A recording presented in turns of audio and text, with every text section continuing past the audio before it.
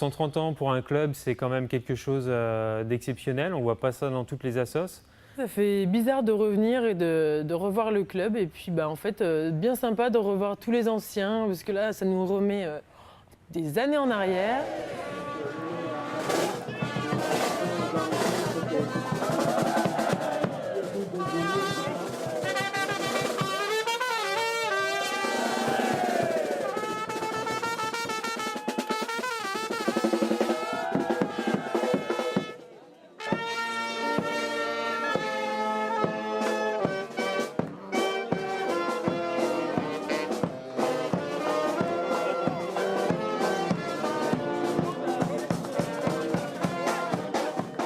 Je peux pas ramer, je suis pas en tenue, ça y est. Tu te mets en tenue tout de suite. Il rigole. Bah oui, je rigole. On te cherche partout.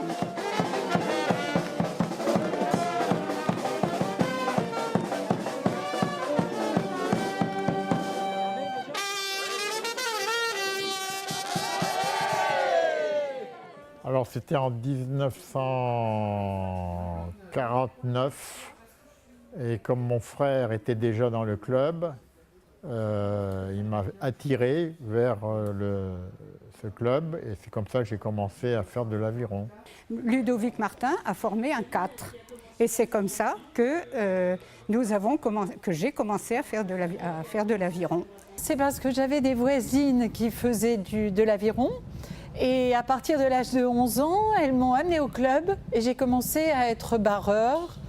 Voilà. En fait, je suis arrivée en scolaire et j'ai eu la chance d'avoir un entraîneur, Patrick Vandenbroek, qui m'a tout de suite donné ce goût pour l'aviron. J'ai eu un prof de gym qui nous a fait ramer et puis ça m'a plu et je suis resté et puis voilà. J'avais un problème de genou. Je me plaignais toujours de mon genou quand j'étais gamin. Et puis j'ai été voir un spécialiste et en fin de 5e, il m'a dit il faut que tu fasses un sport porté. Il m'a dit tu vas faire soit de l'aviron, soit du vélo, soit de la natation. Et je me suis retrouvé le lendemain inscrit au club d'aviron de Compiègne. On m'avait parlé de l'aviron, je ne connaissais pas trop la discipline. Par curiosité, je me suis inscrit au club. On disait que l'aviron était un sport individuel à intérêt conjugué. Et quand vous faites du 8, et on ressent tellement cet esprit-là. En fait, je cherchais un sport d'équipe.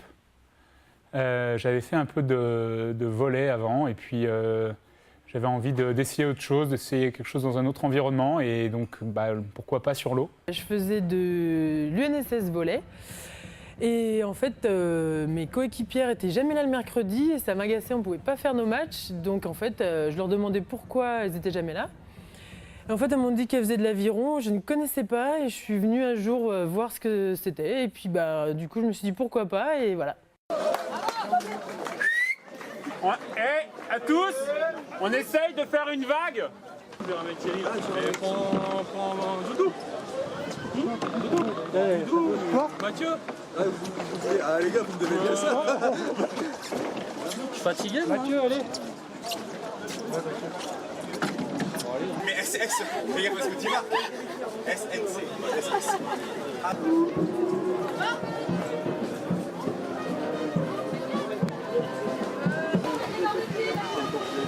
Je présente Marc, copain qui bosse avec moi.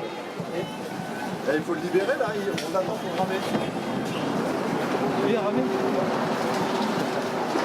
Il veut pas croire que j'étais bon, en plus il se moque. J'ai des photos avec lui.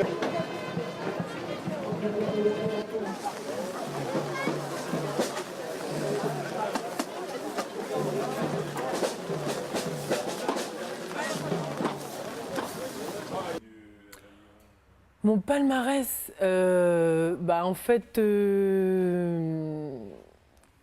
On avait gagné on n'avait pas gagné, on était arrivé en médaille d'argent, c'est-à-dire en second, en 49-50, au championnat de France qui se faisait à ce temps-là à Mâcon. Nous sommes arrivés deuxième au championnat de France à Mâcon, deuxième en 1949, deuxième en 1950, deuxième en 1951. En 10 ans de compétition, je dois être championne de France, je ne sais combien de fois, je n'ai pas regardé, je n'ai pas compté. Et c'est en 1952 que nous avons gagné le championnat de France. Le titre que nous avons eu avec Marie-Dominique, c'est d'être championne de France junior en double scull en 1970, je crois. Et ma première médaille vice-championne de France en 93 en skiff. L'année suivante, championne de France en skiff. Ça, donc on est 95. Qu'est-ce que j'ai fait en 95 On est arrivé aux championnats régionaux, on a été sélectionnés, et ensuite les championnats de France à Marseille en double scull, et où on a été championne de France. C'était un bonheur extraordinaire. J'ai pu faire les jeux de Sydney, entre autres, et sur un bateau prêté par Compiègne. Et ça, c'était assez sympa de pouvoir ramer sur un skiff prêté par le club. Deuxième en double scull avec Julie Liseau. Ensuite, l'année d'après, j'étais troisième en double scull, mais avec Isabelle Tellier.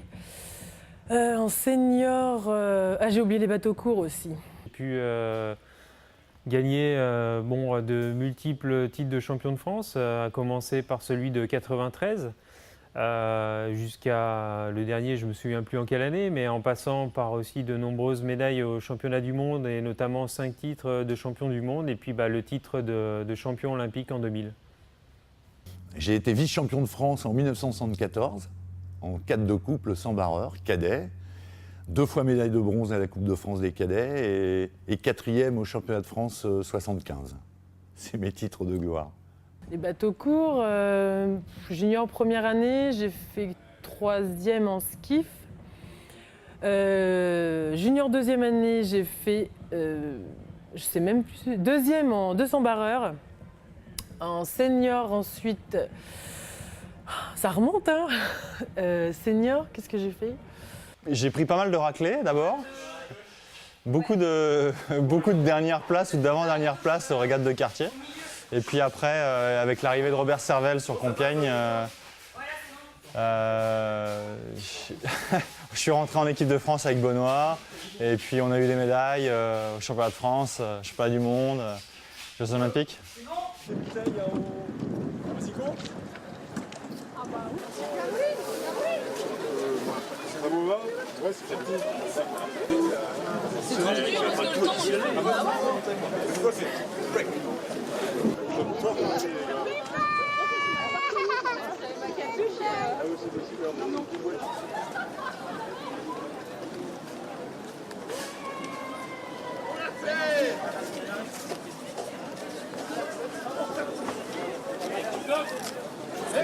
Ça tourne, ça tourne.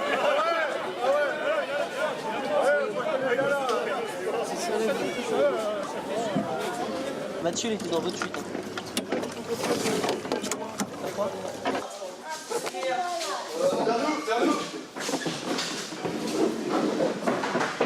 Alors, le meilleur souvenir, mais ça, il faut comprendre que c'était dans ces années-là, c'était des années de reconstruction. C'était un peu après la guerre, 2 ans après. C'est sûr qu'ici, quand je suis rentré dans ce club, on a trouvé de l'amitié, on a trouvé beaucoup de camaraderie, on en avait besoin. Tous mes souvenirs ont été beaux au club de Compiègne. Sincèrement, je ne peux pas vous dire... Je pense que moi, ce qui m'a marqué au niveau de ce club, c'est le fait que notamment entre les années 90 et 2000, le club est passé d'un certain statut à un autre totalement différent. Bon, j'ai vu que le club avait réalisé une plaquette récemment pour ce centenaire qui parlait de mes années de présidence avec la notion de professionnalisation. Alors il ne faut pas entendre par là gain financier pour les athlètes, il faut plus entendre par là une notion de gestion et d'organisation qui a été impactée notamment par la présence de Robert Servel, qui a été un des plus grands, sinon le plus grand entraîneur qui ait connu le club durant toutes ces décennies. Je me souviens quand même particulièrement de ce premier titre en 93, en 4 barrés à Tours. Et c'est vrai que c'est un petit peu, on va dire, ce qui a pu déclencher la suite et puis vraiment l'engagement dans le haut niveau. Et ça passe effectivement par cette médaille en 93. Et puis c'est vraiment là qu'on a pu, à partir de là, qu'on a pu vivre cette ambiance de club qui nous a vraiment donné l'envie de rester dans ce club. Moi, mon bon souvenir au club de Compiègne, c'était C'était quand on passait les week-ends à Compiègne à s'entraîner dur tout le week-end, faire 2 entraînements le samedi, se faire une bonne soirée entre copains le samedi soir et avoir le plaisir de se lever le dimanche matin pour retourner à l'entraînement tous ensemble, alors qu'il restait encore un peu des souvenirs de la soirée de la veille et des entraînements de la veille aussi. Ce que je garde comme bon souvenir, c'est peut-être le souvenir, l'ambiance des départs le dimanche matin, quand on partait en régate dans le trafic, dans le camion du club avec la remorque derrière, et on partait en régate à 5h ou à 6h du matin. Et ça, cette ambiance-là, c'est vrai que c'était assez unique, que j'ai jamais revécu, que j'ai jamais retrouvé ailleurs, quoi. Il y avait une très très bonne ambiance et c'était des copains qui étaient plus âgés que nous mais qui s'occupaient vraiment bien de nous et qui ont été des grands frères qui ont été toujours présents, vraiment. Une grande famille, beaucoup d'amitié et puis beaucoup de joie, de bonheur tout simple avec l'Aviron, une chaleur, quelque chose d'extraordinaire. Sur un plan personnel, je peux peut-être sortir quelque chose de très particulier qui est, en fin de compte, j'ai rencontré ma femme au club d'Aviron et en fin de compte, c'était lors d'un championnat de France à Vichy où, en fin de compte, on s'est un petit peu scellé pour la vie, quoi. Voilà. Donc, c'est peut-être une anecdote un petit peu personnelle et plus particulière, quoi. Voilà. Mais après, au niveau du club, ça a toujours été un petit peu une deuxième maison. Au club même, bien sûr, c'est les entraînements d'aviron, c'était les copains, c'était les rigolades, on s'amusait bien. En dehors du club, c'était les compétitions d'aviron, où là, c'était très sérieux. Mais au club même, le 28 juillet 1952, sous la pergola, j'ai dansé avec Jean, que je venais d'épouser le matin même, le 28 juillet 1952. Il y avait le docteur Peffer, il y avait monsieur Tellier et tous nos copains et nos 2 familles. Merci de reformer la haie d'honneur. Ça marche pas, je suis trop loin. Salut Christian. C'est vous les championnes. Non, c'est vous les championnes. Voilà, on y va. Alors on y va, toutes les 2. Main dans la main. Voilà. Mais oui, bien sûr. Allez. Derrière. C'est difficile. J'espère que vous aurez une carrière comme nous. C'est plus facile. Oh, pardon, excusez-moi.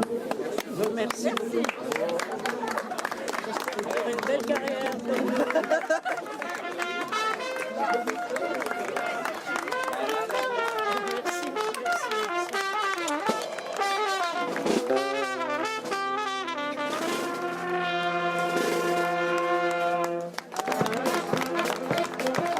Encore merci d'être venu pour honorer ces champions et ces champions.